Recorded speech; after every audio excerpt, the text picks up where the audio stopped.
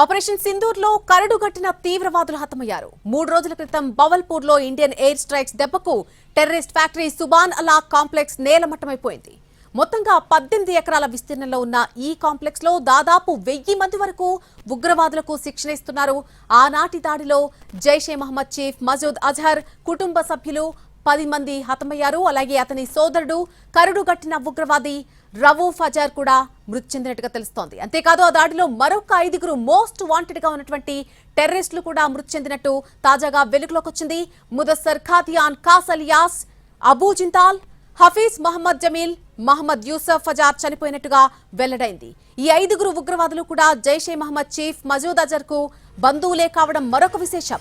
ఇందులో జైషే మహమ్మద్ తో కలిసి పనిచేస్తున్నటువంటి హఫీజ్ మహమ్మద్ జమీల్ మసూద్ అజర్లకు పెద్ద బావమర్ది అవుతాడు. అలాగే Mohammad Yusuf Azhar alias Ustad alias Mohammad Salim alias Ghosi Saheb కూజా జైషే మహమ్మద్ తో కలిసి పనిచేస్తున్నాడు.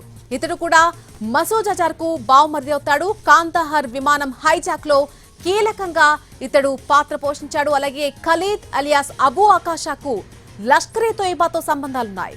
జమ్మూ కాశ్మీర్ లో చేసినటువంటి అనేక ఉగ్రదాడుల్లో ఇతనికి ప్రమేయం ఉంది.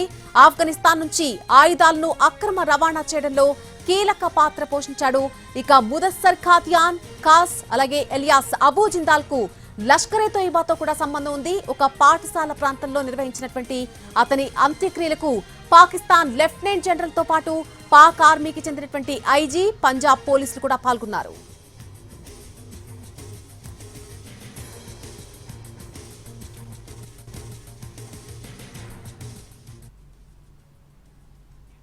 ఆపరేషన్ సింధూర్ లో కరడుగట్టిన తీవ్రవాదులు హతమయ్యారు. 3 రోజుల క్రితం బవల్పూర్ లో ఇండియన్ ఎయిర్ స్ట్రైక్స్ దెబ్బకు terrorist factory Subhan Allah complex పూర్తిగా నేలమట్టమైపోయింది.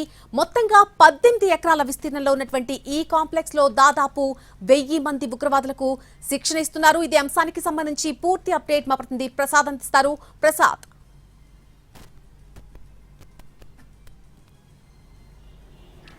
మే 7వ తేదీన అర్ధరాత్రి భారత రక్షణ బలగాలు సంయుక్తంగా చేసినటువంటి దాడిలో పాకిస్తాను ఆక్రమిత కాశ్మీర్లో ఉన్నటువంటి తీవ్రవాద సంస్థలో పూర్తిగా ధ్వంసమయ్యి ఈ ప్రధాన కార్యాలయం ఒకటి జైషే మహమ్మద్ ప్రధాన కార్యాలయం కాగా మరొకటి లష్కరే తోయిబా ప్రధాన కార్యాలయం. ఈ 2 ప్రధాన కార్యాలయాలపై దాడులు చేయడంతో 2 కూడా పూర్తిగా ధ్వంసమై అదేవిధంగా శిక్షణా శిబిరాలు కూడా పూర్తిగా ధ్వంసం చేయడం జరిగింది. మొత్తంగా ఈ దాడుల్లో దాదాపు 80 నుంచి 100 మంది పైగా తీవ్రవాదులు మరణించారని చెప్పి మనం జరిగినటువంటి కొద్ది సమయాలకే ఆ సమాచారం బయటకు వచ్చింది. అయితే ఈసారి ప్రభుత్వ వర్గాల నుంచి అందుతున్న సమాచారాన్ని బట్టి చాలా స్పష్టంగా తెలుస్తుంది.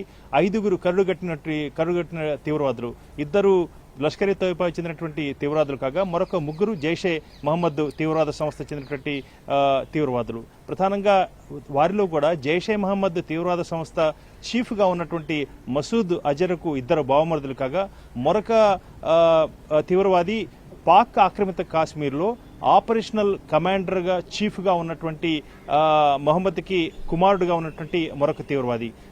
ఈ పాక్ ఆక్రమిత కాశ్మీర్లో ఆపరేషనల్ కమాండర్ చీఫ్గా ఉన్నటువంటి అతని కుమారుడు ఈ దాడుల్లో కూడా మరణించడంతో ఆయన చాలా కీలకంగా ఆ తీవ్రవాది జమ్మూ కాశ్మీర్లో జరిగే ప్రతి దాడి వెనుక ఆయన యొక్క కీలక పాత్ర ఉంటుంది. ఈ 3 కూడా చాలా కీలకమైనటువంటి కరుడుగట్టిన తీవ్రవాదులుగా తెలుస్తుంది మనకున్నటువంటి సమాచారం ప్రకారం. ప్రధానంగా మనం చూసినట్టయితే మొట్టమొదటిసారిగా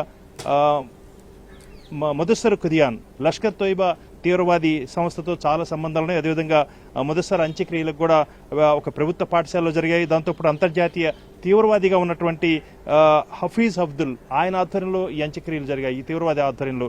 కాబట్టి దాంతోపాటు అక్కడ లెఫ్టినెంట్ జనరల్ హోదాలో పాకిస్తాన్ సైన్యంలో పనిచేస్తున్న సైన్యాధికారి కూడా ఈ అంత్యక్రియలకు హాజరు కావటం, దాంతోపాటు పాకిస్తాన్లోని పంజాబ్ పోలీసు ఉన్నతాధికారి ఆయన ఇన్స్పెక్టర్ జనరల్ హోదాలు ఉన్నారు, ఆయన కూడా ఈ అంత్యక్రియలకు హాజరు కావడంతో ఇది చాలా ప్రాధాన్యతగా ఉన్నటువంటి తీవ్రవాది, చాలా కీలకమైనటువంటి తీవ్రవాదిగా ఇక్కడ గుర్తించడానికి ఆస్కారం ఉంది. మరొక తీవ్రవాది పూర్తిగా లష్కరే తోయిబా చెందినటువంటి సంస్థతో సంబంధాలు ఉన్నాయి. అతని పేరు ఖలీద్ అలియాస్ అబూ ఆకాషా. ఈ 2 కూడా చాలా కీలకం లష్కరే తోయిబా చెందినటువంటి తీవ్రవాద సంస్థకి.